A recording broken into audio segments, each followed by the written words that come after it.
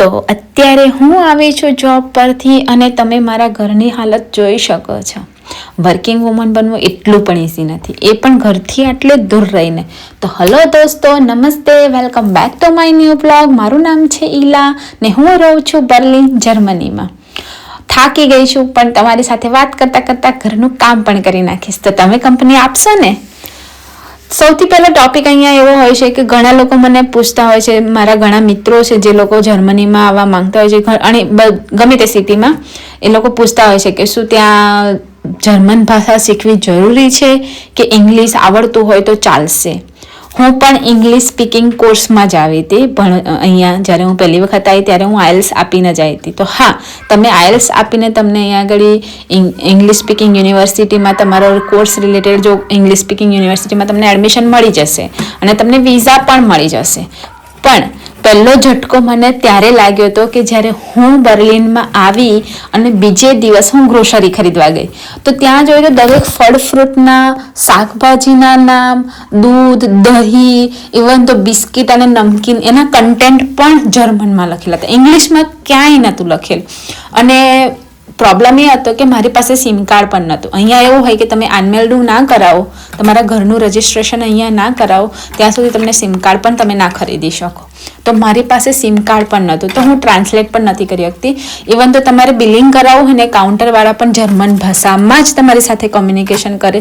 તો મારી એટલી ડિપેન્ડન્સી વધી ગઈ હતી ને બીજા પર કે કોઈ મારી સાથે આવે તો જ હું ખરીદી કરવા, મારી ટિકિટ ખરીદવી હોય તો હું એની પર ડિપેન્ડન્ટ થઈ ગઈ હતી. તો મારી સલાહ તમને એટલી જ છે કે હા, તમને એડમિશન મળી જશે આયલ્સ પર, તમને વિઝા પણ મળી જશે. પણ જ્યારે તમે અહીંયા આવશો તો તમારું રોજિંદુ કામ કરવા માટે તમારે જર્મન ભાષાની જરૂર પડશે ને પડશે ને પડશે જ. તો મારી સલાહ તો એટલી છે કે તમે જો વિઝા માટે જ્યારે પેપર વર્ક ને બધું તૈયારી કરતા હોય તો સાથે સાથે તમે જર્મન ભાષા પણ શીખવાની તૈયારી ચાલુ કરી દો. એવું નથી કે તમે ઇંગ્લિશ પર સર્વાઈવ નહીં કરી શકો, પણ જો તમે ફ્યુચરમાં જર્મનીમાં જ સેટલ થવા માંગતા હોય તો જર્મન ભાષા શીખશો તો એ તમારા બેનિફિટ્સમાં જ રહેશે. તમે અહીંયા આવીને પાર્ટ ટાઈમ શોધવા માટે પણ જો તમને જર્મન ભાષા આવડતી હશે તો તમને ઇઝીલી મળી જશે. મેં ઘણા ઇન્ડિયન સ્ટુડન્ટ્સને અહીંયા જોયા છે કે જે લોકો ડિલિવરીમાં કામ કરતા હોય, કારણ કે જર્મન ભાષા એમને આવડતી નથી અને જર્મન ભાષા ના આવડતી એટલે એમને બીજી કોઈ જોબ એ લોકો શોધી નથી શકતા, મતલબ મળતી નથી. આમ બી ફુગાવો તો છે થોડો, પણ જર્મન ભાષા ના આવડતી હોય એટલે પછી થોડુંક ડિસએડવાન્ટેજ થઈ જાય. એટલે તમારે પછી કોઈ ઓપ્શન ના બચે અને ખર્ચો તો એટલો જ થતો હોય એટલે ડિલિવરી જોબમાં કામ કરતા હોય. તો મારી એક ફ્રેન્ડ છે તો આઈટીમાં છે, તો એની જોબ 5 વર્ષથી અહીંયા છે, તો એની જોબ હમણાં છૂટી ગઈ છે. એ કે હવે હું ઇન્ટરવ્યૂ આપવા જાઉં છું ને તો એ લોકો મને પૂછે છે કે તમારી પાસે બેઝિક જર્મન નોલેજ તો હોવું જોઈએ. પહેલાં એવું હતું કે હા ભાઈ, તમે આઈટી ફિલ્ડમાં કામ કરતા હોય તો તમને જર્મન ના આવડતું હોય, તમને ઇંગ્લિશ આવડતું હોય તો તમને જોબ મળી જતી હતી. પણ હવે તો આઈટી ફિલ્ડમાં પણ તમને બેઝિક જર્મન તો આવડવું જ જોઈએ, કારણ કે એના બધા પેપર વર્ક બધું જ જર્મન ભાષામાં જ થાય છે. તો ભલે એજન્ટ્સ તમને સલાહ આપતા કે ના, તમે ઇંગ્લિશ એટલું આવડતું હશે તો તમે ત્યાં જઈને સેટલ, હા તમે નોકરી મળી શકશે એવું નથી કહેતી, ઘણાને કોકને મળી જાય છે પણ બહુ ભાગ્યને મળે છે. જો તમારે જર્મનમાં સેટલ થવું હોય તો તમારે બેઝિક જર્મન તો તમને આવડવું જ જોઈએ.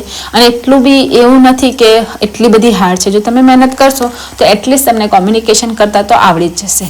તો મારી તમને સલાહ એટલી જ છે કે અહીંયા આવતા પહેલાં થોડું બેઝિક જર્મન A2 B1 સુધીનું થોડું કોમ્યુનિકેશન કરતાં આવડી જાય એટલું જર્મન શીખીને આવજો તો તમને અહીંયા અઘરું નહીં લાગે, તમને હોમ સિકનેસ બી નહીં લાગે, તમે બધા બહાર ફરવા ઇઝીલી જઈ શકશો, તમે વગર કોમ્યુનિકેશન પણ કરી શકશો.